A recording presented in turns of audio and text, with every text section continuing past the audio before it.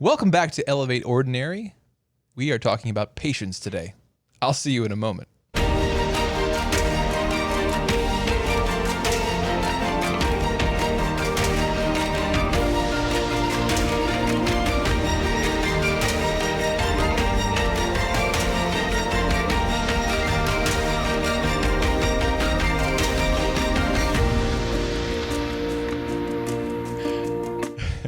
Welcome back to Elevate Ordinary. I'm your host, JonMarc Grodi, and I'm here with my wife, Teresa, co-host. And before we get started today talking about patience, I want to tell you about the AWAKEN Nation. It's a way that people just like you can support this apostolate. If you like what we're doing here, if you like the other shows, you want to support it, you can make a one-time or recurring donation by going to awakencatholic.org/donate.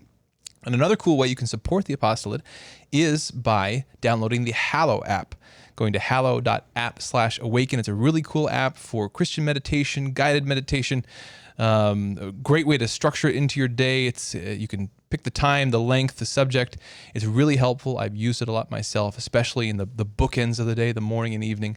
Really practical, really helpful. And one other way you can support the AWAKEN Catholic Apostolate is by picking up one of these cool mugs. It says, "Good morning, darling." But it's from God. It wasn't from me. Sorry, babe.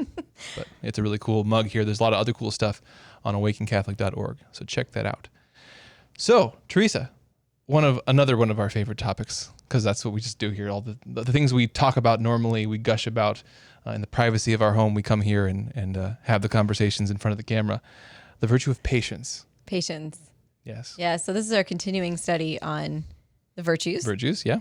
And this one, I think, is my favorite. I wanted to tag this episode like, patience, you're doing it wrong. Because I was doing it wrong. And I'm still doing it wrong. Yeah, patience for me was like not punching. Patience, not punching.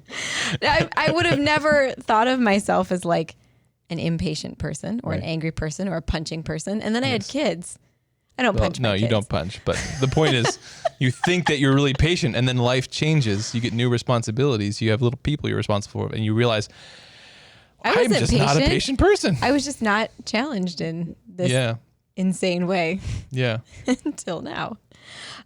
So when JonMarc started, so if you haven't seen our other episodes on the virtues. We're kind of on a virtue kick right now. Yeah, he geeks out on the virtues. Sorry. Yeah. But all the time. It connects with this show though, right? Because what's so significant about the virtues is that we go through our daily life and we miss all these opportunities to become the people God's calling us to be. Yeah, and I have to say, as a person who's not a philosopher or someone who, I don't know, I kind of am a normal, everyday peasant person.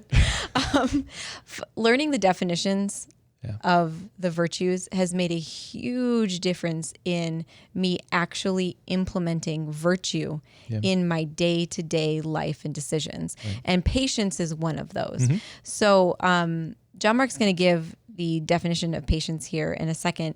But essentially, patience is not letting what's out there disrupt what's in here. And I remember when you told me that, it was like truth exploded in my heart, because in all the times when I did succeed at patience, not just like I didn't punch someone. Yeah. Again, I don't punch people. I need to stop using that. Like when I didn't want to like go run and scream outside or scream into a pillow or, like do this white-knuckled thing. Like I just have to get through this without like exploding. Right. But when I actually enjoyed myself and my children, and because usually my stress is around my children, it was in situations in which I was detached enough from the situation that it didn't like disturb my interior relationship with God, really. Yeah. It like didn't stop my relationship with God. The stuff out there didn't come in here. And for about 14 years, I had been reading, it had been like my weekly reading to read Matthew 6:24 through 34 every single week, which is, I'll read it here in a second, but it's basically Jesus telling you, do not be anxious. Right. Do not be anxious. Essentially, don't let anything disturb your peace. Yeah. Yeah. And so it really, like, the definition of patience just exploded in my heart. Like this wonderful. Well, I like that. Again, there are more precise definitions, technical definitions out there, I'm sure. And I've got a Pieper quote from Joseph Pieper that I'll read later. But I do like that image and that way of describing it, that there's whatever I'm encountering out here, the peace in my heart, the peace that God gives, I don't have to give that up. Mm-hmm.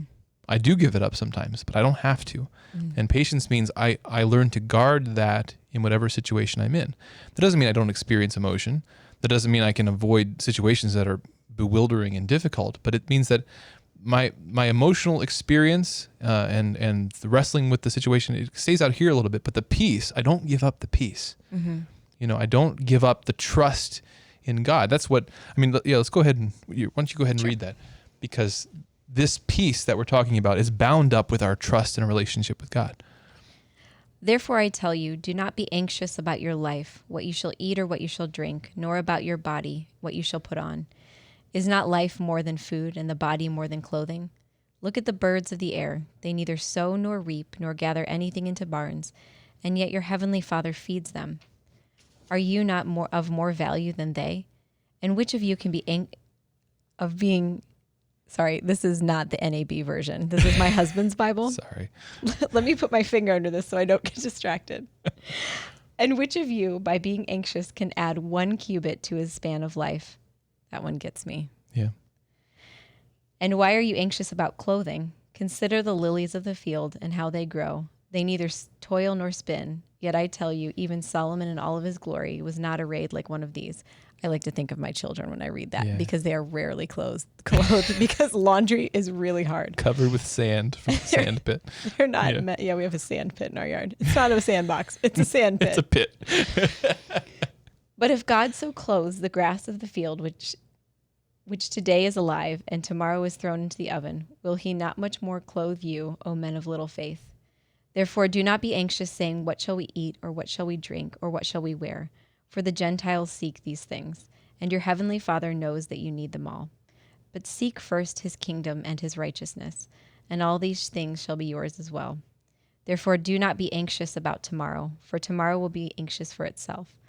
Let the day's own trouble be sufficient for the day. I'm sorry. It's so me. I'm such a cradle Catholic. Like, I love my NAB. Like the NAB is the translation that we hear at Mass. Yeah.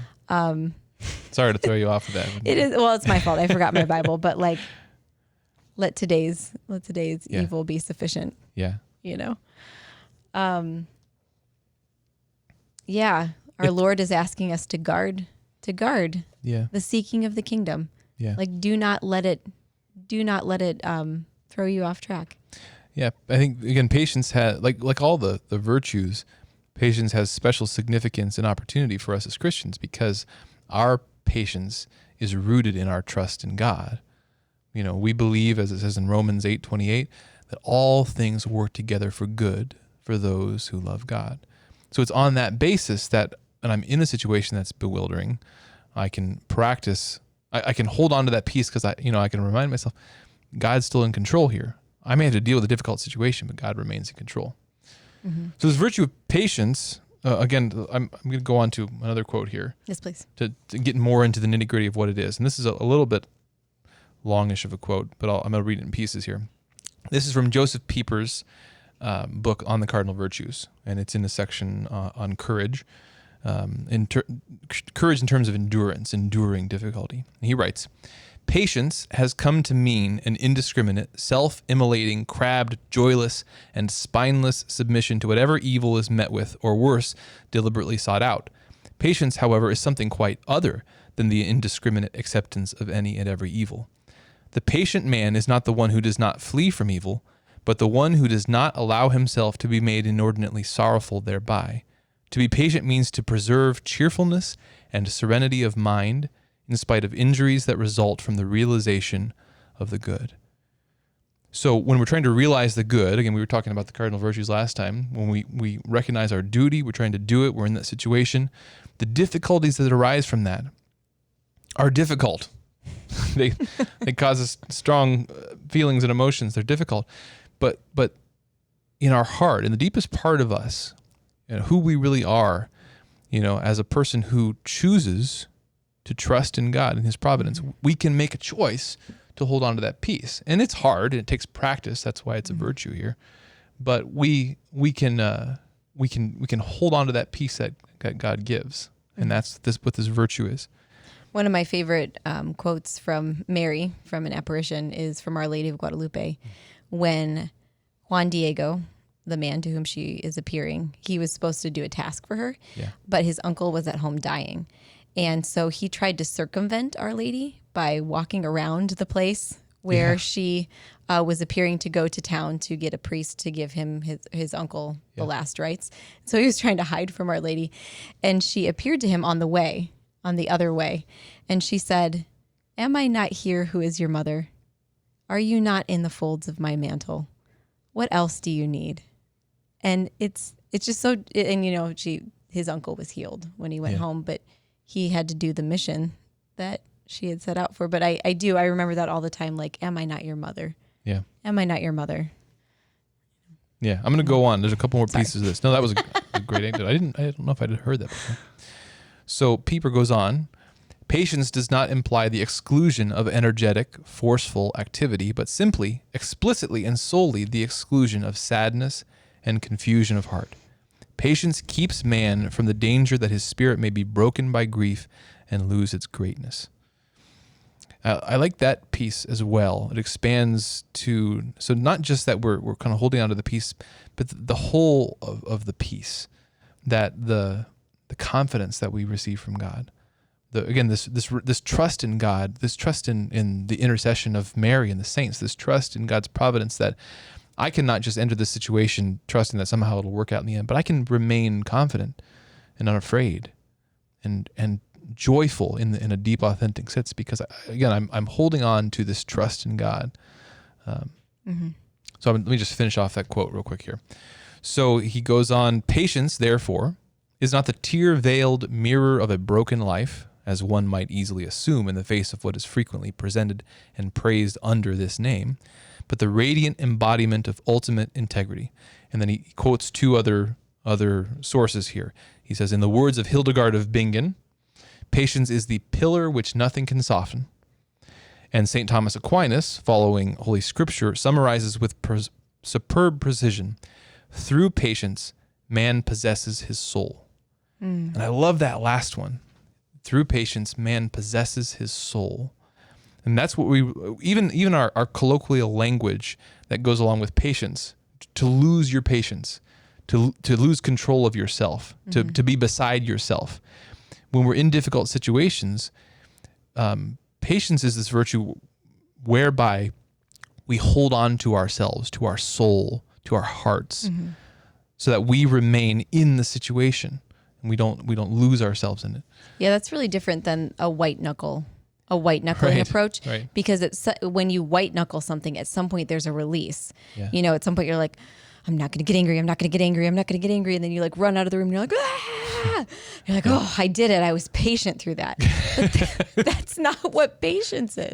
And actually, this was really a stark realization for me. I remember we had our third child, and I had postpartum depression, but I didn't know it. And I would sit down with our oldest, and I would try to homeschool. And homeschooling was like a really difficult journey for me. I was very feministy, very career driven, and I was like, absolutely not. I am never homeschooling. I'm never giving up my life for that. That's for other people to do. No. And then I had this internal will, my own will changed. And I wanted to homeschool. And then I would sit down to homeschool this child. And I would begin to have physical panic attacks. And I'm like, but I'm being patient. I'm being patient.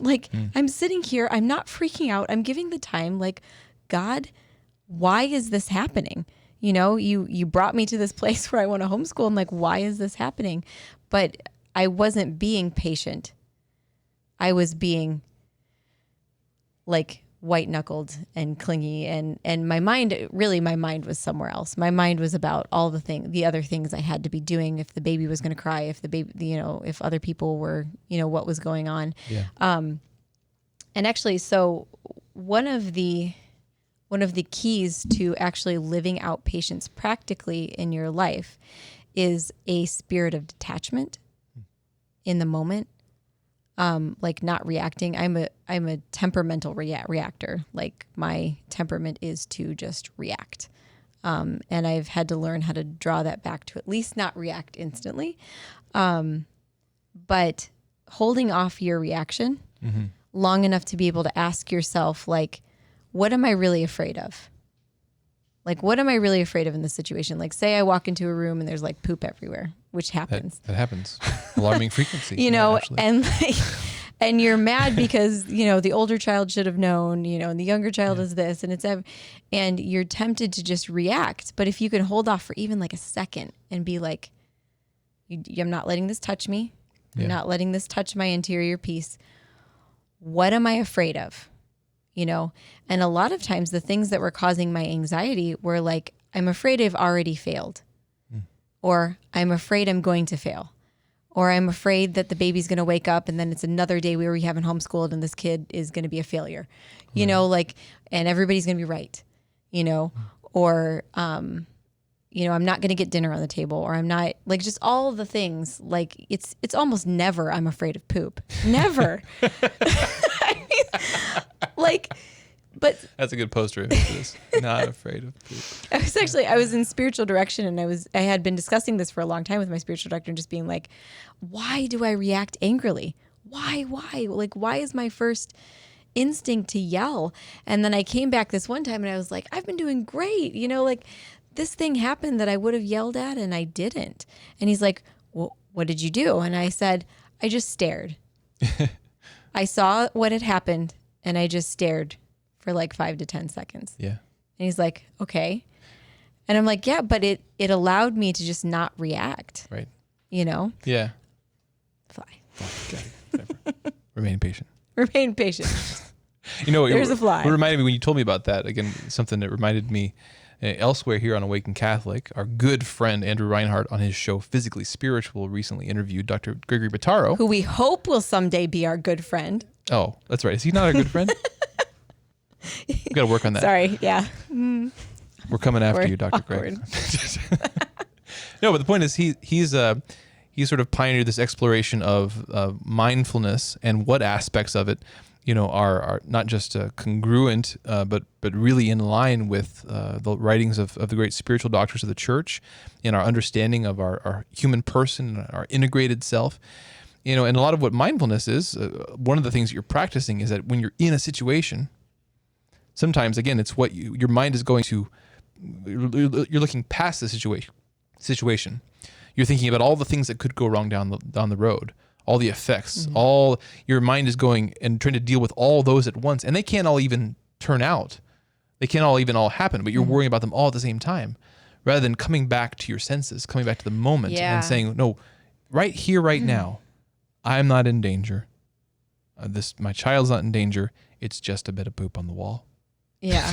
Like, or even, you know. Yeah, or something like, like sometimes broken glass occurs a lot in our house, you know, and I remember getting like really in a panic and freaking out over broken glass until one day I was like, you know, if the kid doesn't listen and they walk on the broken glass, it's just a cut in the foot. Right. You know, it's not a head injury. It's not running out in front of a car. Yeah. They didn't listen as a consequence. They're not going to do it again. Yeah. You know, and I remember that day was very freeing. Yeah. Because I'm like, it will be like a tiny glass cut. Right. It's not something I need to yell at my kid for. Yeah. You know, to keep them in that corner over there. Truly. Because they're going to step on the glass. Yeah. Yeah. Well, and so patience is not just about not, you know, reacting badly in a way that's bad, but it's also, and this is a key piece for me, again, given what we've been talking about with the virtues, is that patience is about guarding your heart, guarding your peace, so that you can remain prudent. So your prudence doesn't go out the window in an unexpected or a trying scenario. So because in those scenarios you're giving, you still have to act. You still have to take action. But the point is that oftentimes your initial reaction, your habitual reaction, your reaction in anger or fear or those quick emotions, those aren't going to be productive. You're not going to be able to be creative and think on your feet and be patient and be kind and be gentle and to bring the best out of that even difficult situation. But patience is about, no, I kind of keep this liminal space. This is happening, but I have a moment of pause. I have this space where I hold on to that peace and I remain prudent. I remain in control, and I select what's the right thing to do in response to this. And what's the reality of the situation? I'm not in danger. Things will be okay. I just have to take the next step forward. Mm-hmm. So it's about holding on to prudence in these difficult situations. Yeah, I would really recommend Dr. Botaro's at CatholicPsych.com, I think, CatholicPsych.com. He has a Catholic mindfulness retreat. It's like an 8-week online virtual retreat. And he goes through a lot of this, a lot of like why our problem solving in stressful moments doesn't actually work, and it won't actually work. And it makes us more anxious. So I would really recommend that. Yeah. But I remember one day you walked into the kitchen and we were talking and I was making breakfast, and a kid asked me a question. No, a kid asked me a question. Can I have a piece of fruit or something like that? And I lost my mind. And you like kind of took me aside and you were like, Teresa, I don't understand why that just happened. You know, they asked you just like this question, and like this response was not, you know. And I remember explaining to you that like, well, this wasn't just he's asking for a piece of fruit. This is he asked for a piece of fruit in front of his sister, and his sister heard, and now she's going to scream, and the eggs are going to burn, and like this thing over here, and I forgot that this wasn't like washed, and I need it next for this thing, and then I didn't set the table. But I mean, like, you're right. It's never about the moment. Right. When I get angry or when I get irritated or when I have some kind of like anxiety or panic, it's always about a million other futures that are going to occur. Right. And those and it's not like I just make these up. They are valid things that I've learned through trial and error. Like, if he asks for an M&M in front of all of his siblings, they're all going to be like, M&M, M&M, M&M. Yeah. You know, so those things are real, but it's not like, it's scenarios in the future or in wounds in the past that I'm dealing with in that moment instead of just that moment. Yeah. Well, and you have to remain in a place where you can deal with the unexpected and you can deal with the difficult, because things are not going to stop being difficult, even when we grow in virtue. It's just that we're able to, as we practice virtue, we're able to remain in a place where we can be prudent, where we can be just, we can be courageous. You know, we can't lose our heads. We can't lose our hearts. We can't give up that peace. So again, pivoting this to practicality a little bit, we've already, I think, we think of this in a few steps.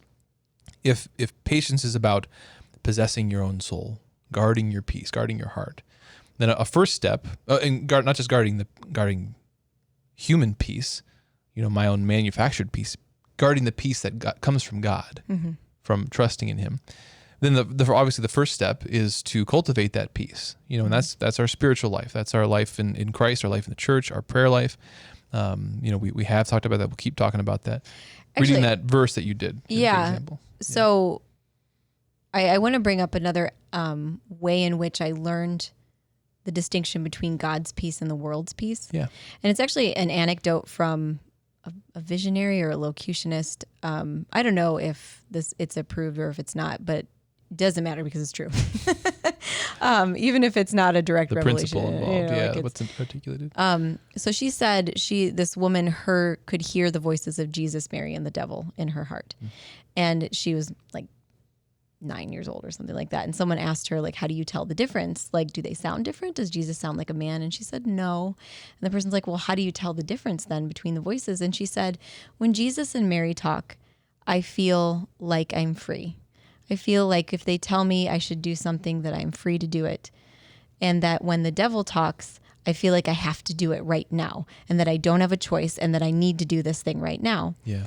And that I couldn't believe what a difference, because that's true. Yeah. Whether or not that's right in line with Ignatius's discernment of spirits, right? I mean, it's right out of absolutely. that. Yeah, absolutely.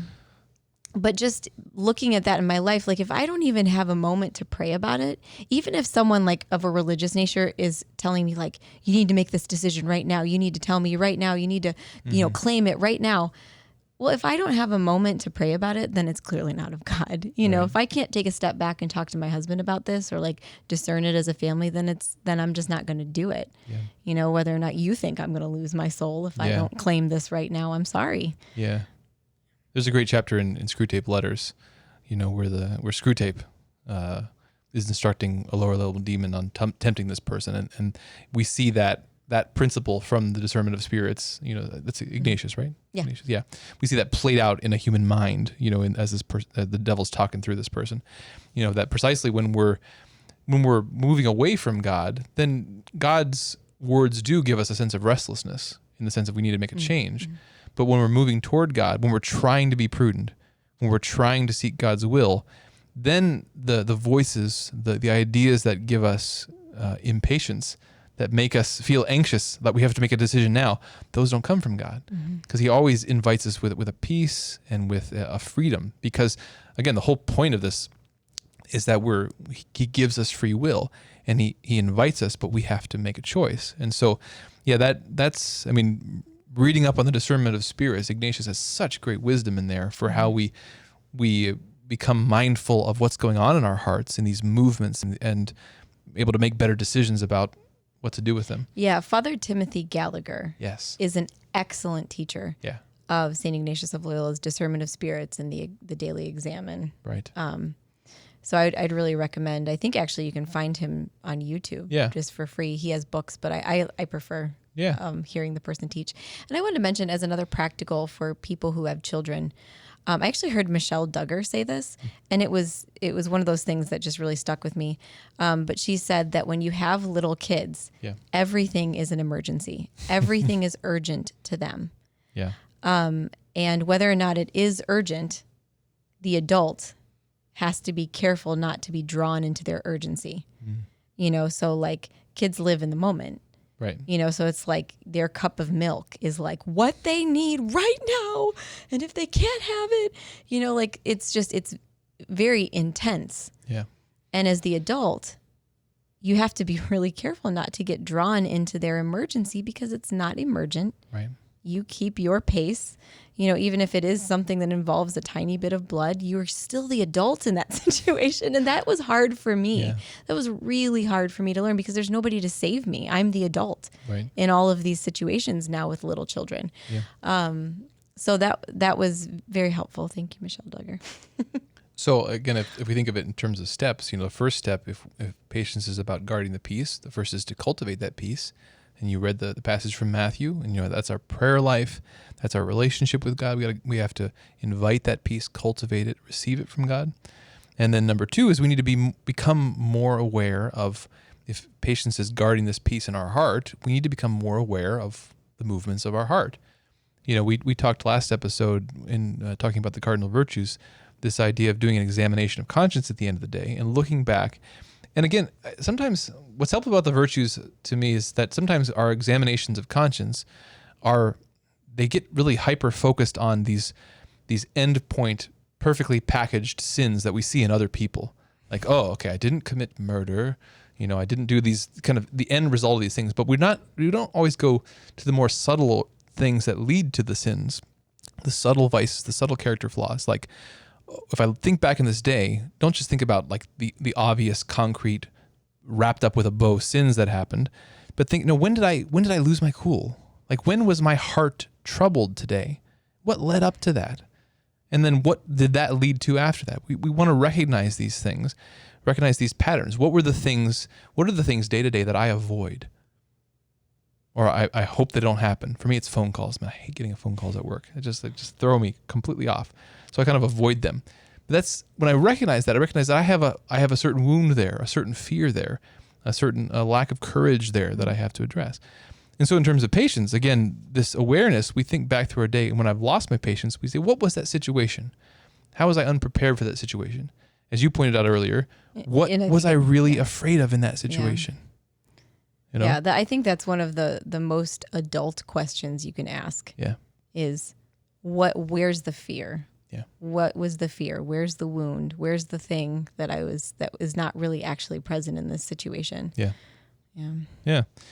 So that's kind of a second point, is becoming more aware of the movements of our heart. As we guard our heart, we can become more aware of what's going on there.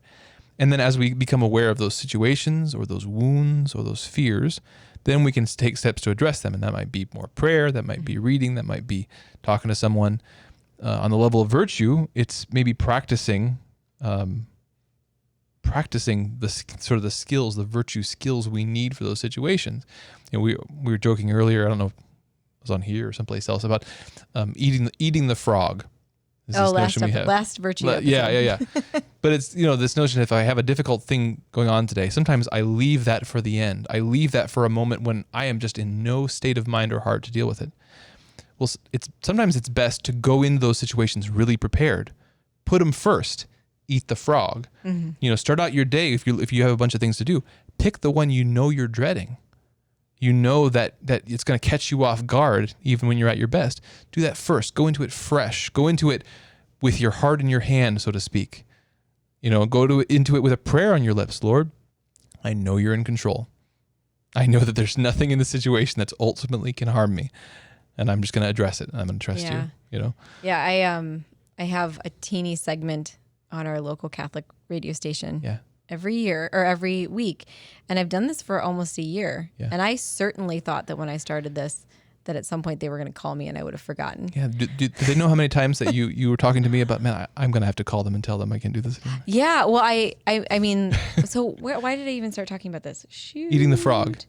Oh, yeah. So every single time before I do this radio show, I think it's going to be an utter disaster. Yeah. Sometimes it is, at least from my point of view. They haven't fired me yet. Yeah. But I get down on my knees and in front of the crucifix before I do it. And I'm just like, Lord, this is all in your hands. Yeah. This is all in your hands. I don't want a single thing of this for myself. I don't want any of it. I only want what you want. So please, I know you're capable of keeping my words on track based on what you want. Yeah. And so far, it's gone well. Yeah. At least I don't think I've spoken heresy, which was my main concern. I don't think you have. You do a great job. Another strategy that comes to mind is, I don't know what term to give this. The term I wrote down when I was trying to think it through was sort of like time boxing. But what I mean is sometimes a particular pain or difficult situation, one of the things that precisely causes us to give up our patience, lose our patience, give into fear, is because it doesn't have an end point. We don't really know how long this is going to go on. How long can I endure this? If we examine the actual stimuli, the actual sensation of this pain or whatever, we recognize it's not that bad. It's just that it's the uncertainty. Yeah, so guys, men, this is a common thing when it comes to NFP. Seriously, you just think in your head, we're never going to have sex again. It's just never going to happen. And you got to talk to her about that. It's got to be a plan. It's got to be communicated. Once there's an end sign, and if there's not, not to switch things to NFP right now. Oh, you went there. I did. Plow ahead. But sorry, patience. Patience. You need patience when doing NFP. But when things like, we had a hard time with the postpartum period because you're not fertile. And so it's just you have no idea what's going on or when you could just be fertile again, And so we had to talk about that. It took us maybe 3 babies to have to talk about it. And then finally we decided, well, maybe this particular method isn't working for us during the postpartum period. And then once we talked about it, we had a game plan. And once we had a game plan, we had an end to the problem. There was no longer just this infinite time of abstinence. And there's so much in there. We're going to talk. We really want to talk more about this in the episode. But the point is getting it out there. Then there was also recognizing, oh, you want this and I want that. And we're on the same page here. We want intimacy and we have a plan. We're going to work it. There's a lot there. Yeah. But certainly once you've got a plan, it's much easier to be patient. Mm-hmm. If you've got an activity that's difficult, that tries your patience, I think a strategy is to, again, make it very concrete. I'm going to do this for 10 minutes. I'm going to set myself a timer. Didn't your friend did this? One of your friends talking about Tara. This experience. Yeah. Yeah. Of, let's start small. Okay. I'm going to set myself a timer and I'm just going to be in this moment, remain trusting in God. I'm going to endure it and be present to it for this amount of time. And that can help a lot if we want to practice. And then when the time's over, I get a sticker. Or go have a cocktail or something. I don't know. Well, not a cocktail. No. We don't want to go there. Bad idea. You could rack those up pretty fast. That's true, especially if you're Finish that sentence. No, I'm kidding. I'd say another way. So this time boxing or breaking it into something manageable and planned. If you were trying to build a new skill, this is involved too. Like I want to read more. Well, I never get around to I can't sit down and read for a long time. Well, I'm going to read for 10 minutes. I'm going to work on that. Yeah. Or writing or reading to the kids or something that's difficult that I usually lose patience with. I'm going to knock out this amount of time and just be there. You always advise me on this with the kids, with spending quality time with them. I hate playing. Kids, if you're watching this someday in the future, I'm sorry. I just hate playing. You're just so type A, you just I am. I'm like, even when we play dolls, I'm like, let's clean the dollhouse. And they're like, no, that's not playing. So you advised that I like set a timer and then like free my mental space. Right. So that I'm not doing anything. Yeah. But just being present and playing. And in a past episode, we talked about the virtue of justice and how like that's justice. I'm doing justice to the person that I'm sitting with. Yes. By freeing my mental space for this amount of time to give them what they're due. Yeah. Yeah. Do one thing at a time. Yeah. So I guess the one other thing I would mention then in terms of that third point, this practicing guarding this peace, is just go back to the Dr. Pataro's work and the mindfulness stuff, that those two examples of eating the frog and time boxing or whatever you want to call it are sort of practicing in the situations. But again, outside the situations, when we make an examination of conscience, or when we're having that quiet time with God, we can sit and practice this mindfulness of remaining in the present moment. We're not maybe in a situation of a lot of external stimuli, but man, you sit down for a few minutes, you recognize that my mind is a noisy place, and to stay present to God and patient and at peace, even in quiet time, is difficult. But there too, we can practice these skills that we then use in other areas of our life. This ability to hold on to the peace, to remain in the presence of God, to remain trusting Him, whatever is coming at us. So that's a lot of patience stuff. That's all that's on the paper. I've lost my patience with patience. You've we better lost your wrap patience this episode up. Well, that sounds like very prudent that we wrap it up then if you're losing your patience.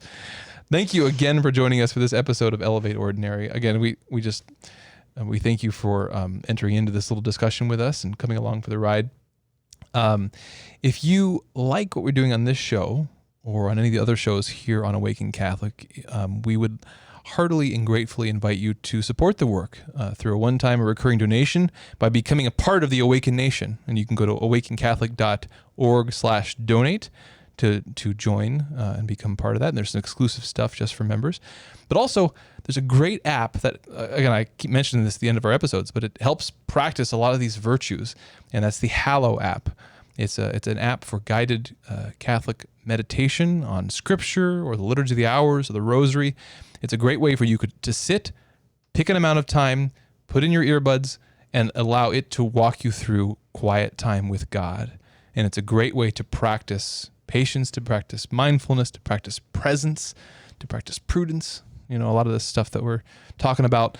And why are we talking about it? Because it elevates the ordinary aspects of our lives. So download the Hallow app, check it out, and we really appreciate your support here at Awaken Catholic. So once again, this has been Elevate Ordinary. I'm JonMarc Grodi. This is Teresa, and thanks for joining us. God bless. We'll see you next time. This show and all media on Awaken Catholic is made possible by the Awaken Nation and the Hallow app. The Awaken Nation is a community of people like you who support all things Awaken for as cheap as a cup of coffee a week and get access to exclusive content. Learn more by visiting awakencatholic.org/donate. Hallow is the only audio-guided Catholic prayer app focused on contemplative prayer and traditional Catholic meditation such as Lectio Divina, Daily Examen, and the Rosary. We here at Awaken all use Hallow every day and love it. To learn more or give it a try, visit hallow.app/awaken.